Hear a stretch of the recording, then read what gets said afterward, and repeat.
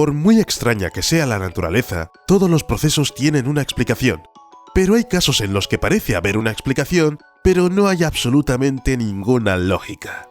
Hoy descubrirás por qué los pumas nadan en los icebergs, por qué las ballenas acabaron en el desierto y la selva, cómo emigró la cigüeña con una lanza en el cuello, de dónde procede la lluvia de animales y cómo acaban las criaturas subterráneas en los estómagos de los peces. Imagina que vas a pescar y consigues sacar una perca atruchada del agua. ¡Qué genial! Sacas el anzuelo y de repente dentro del pez ves un topo. ¡Un maldito topo! ¿Cuál será tu reacción? El pescador Morro McKinney, de Missouri, se sorprendió y estuvo a punto de dejar caer el pez que sostenía. El topo, por supuesto, resultó estar muerto. Pero, ¿cómo pudo entrar dentro de la perca? Bueno, ¿qué tipo de especie es? Aparentemente es un topo norteamericano. Pueden nadar. Pero eso no significa que los topos van a meterse en agua en cada oportunidad. Lo más probable es que el pobre animal haya sido arrastrado por el agua de la lluvia o simplemente algún pájaro grande lo haya dejado caer. Algunos depredadores atraen a los peces a la superficie de esta manera. Sí, pescan con topos. Y entonces la perca solo tragó al pobre topo. Por cierto, ni siquiera tuvo que tener hambre para ello.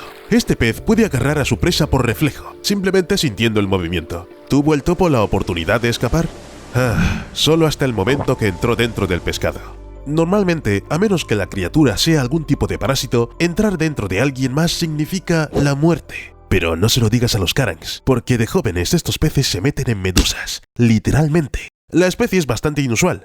Pocos son capaces de entrar en contacto con las medusas sin poner en peligro la vida o la salud, pero estos peces no solo se refugian bajo las medusas para protegerse de los depredadores, lo cual es bastante sensato. ¿Quién atacaría a estas criaturas? Pero los carangs también pueden entrar dentro de la medusa. Vale, puede que esta fusión sea completamente accidental. Los científicos aún no están seguros de cómo pasa todo eso, pero es perfectamente normal que los peces utilicen las medusas para alimentarse, protegerse y desplazarse. Así que, ¿este pez puede realmente controlar una medusa? Vale, medusa, adelante.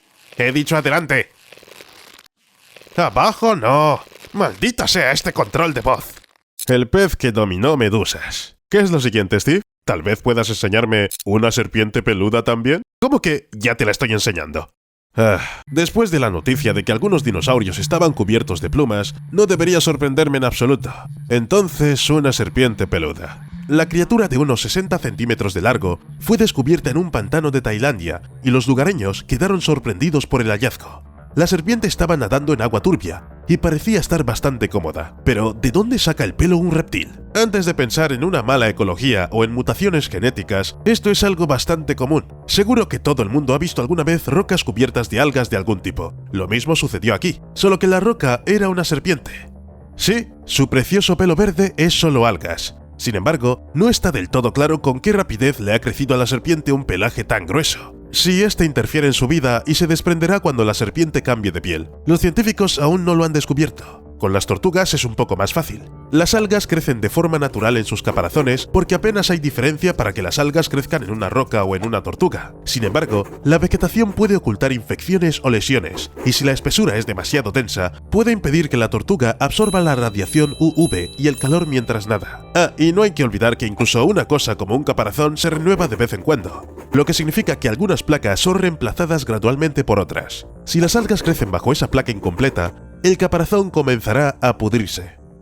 Podemos compararlo con una uña bajo la que se acumula pus. No es agradable. Así es como se descubrió la siguiente cosa extraña que quiero contarte. En mayo de 1822, el conde Christian Ludwig von Bothmer disparó y mató a una cigüeña que sobrevolaba sus tierras en el norte de Alemania.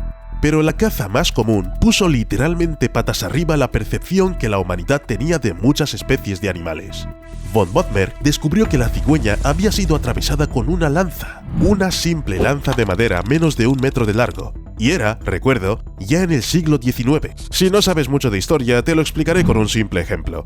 3 años después del caso de la cigüeña, se construyó la primera máquina de vapor que tiró del primer tren de pasajeros, es decir, la época de las lanzas en el territorio de la mayoría de los países ha quedado atrás, pero la cigüeña a la que von Bothmer disparó fue atravesada por una lanza. y de tal manera que el arma no golpeó ningún órgano vital. Un profesor universitario local determinó que la lanza era de África. Es decir, algún cazador hirió a una cigüeña y esta voló unos 3.000 kilómetros hasta las tierras del conde. ¡3.000! Pero esta historia no trata solo de un pájaro muy resistente y de increíbles coincidencias. Gracias a la cigüeña, por fin se ha podido entender cómo se producen las migraciones estacionales de las aves, ya que antes las versiones fueron, bueno, digamos que no fueron muy convincentes. Se pensaba que las aves dejaban caer su plumaje y se quedaban calvas durante el invierno en las madrigueras, o en el fondo de los embalses, o cambiaban de una especie a otra, o se convertían en árboles. ¿Cómo puede alguien pensar algo así? Y algunos científicos del siglo XVII llegaron a plantear la hipótesis de que los pájaros volaban en invierno a la luna. Demos gracias a esta cigüeña sin nombre. Nos ha abierto los ojos. ¿Te imaginas las locas teorías que los científicos del pasado habrían elaborado si hubieran descubierto, no sé, un puma flotando en algún lugar de un iceberg? Y no me lo estoy inventando ahora. En julio de 2021, los turistas del Parque Nacional Los Glaciares en Argentina vieron realmente un puma flotando en un iceberg. El gato salvaje estaba cruzando el lago argentino, aunque era poco probable que lo quisiera hacer. Lo más probable es que el puma simplemente se subiera al iceberg para descansar solo y el iceberg se fue lejos de la orilla. Hace un par de siglos, los científicos habrían decidido que los pumas utilizaban regularmente los icebergs como medio de transporte. Tal vez también paguen a los pingüinos. A menos, claro, que la gente ya hubiera descubierto los pingüinos en esa época.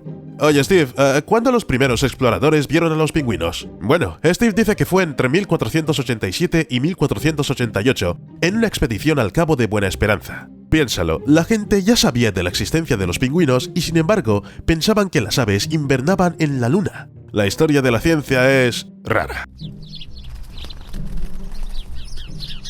Pero hay hallazgos más inusuales, incluso francamente descabellados. Podrían estar esperando en cualquier lugar, en cualquier momento. ¿Qué tal una ballena tumbada en medio de un manglar? Me sorprende incluso a mí.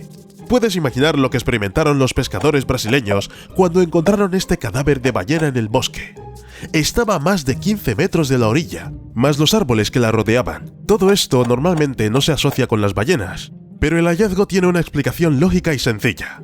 No, la ballena no decidió convertirse en un animal terrestre y no se alejó demasiado. Parece que era una cría de ballena que se perdió en el mar y murió por alguna razón. Las mareas han arrojado su cuerpo a la orilla, pero en esta temporada el agua sube 2 veces al día, casi 4 metros, inundando los bosques. Suele traer consigo todo tipo de basura, así que trajo esa ballena también.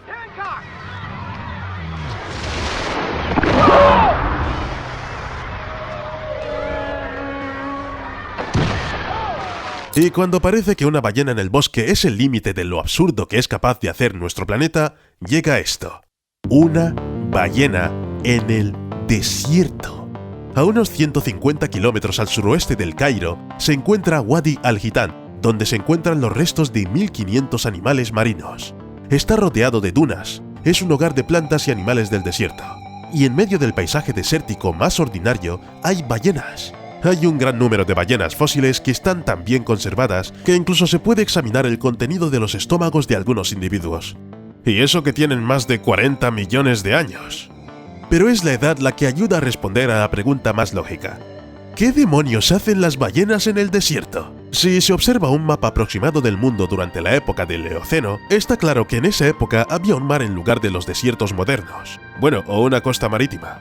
Por cierto, ¿recuerdas que en uno de mis vídeos conté que los antepasados de las ballenas habían salido a tierra, luego cambiaron de opinión y volvieron al agua? Pues bien, los hallazgos de Wadi al-Hitan ayudan a los científicos a comprender la evolución de los cetáceos, ya que esta es la región donde los antiguos animales pasaron por sus etapas intermedias. Ya sabes, pasaron de hipopótamos con cara de cocodrilo a ballenas normales.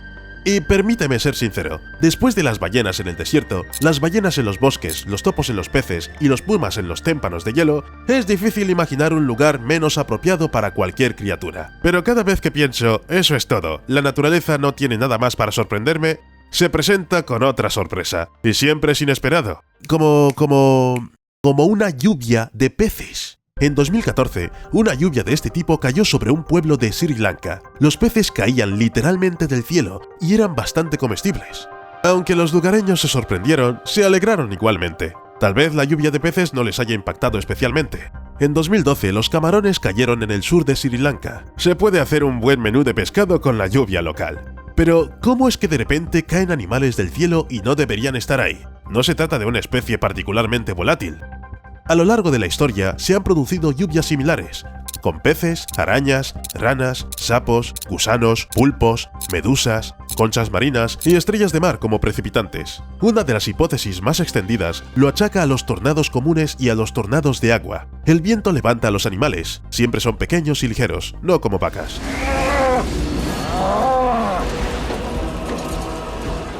Y luego los lleva a un largo camino y los deja caer. Las tormentas suelen producirse antes de que lluevan los animales, lo que confirma la teoría. Por cierto, un dato curioso, a veces los precipitantes incluso sobreviven a la caída, pero solo si no llevan demasiado tiempo volando.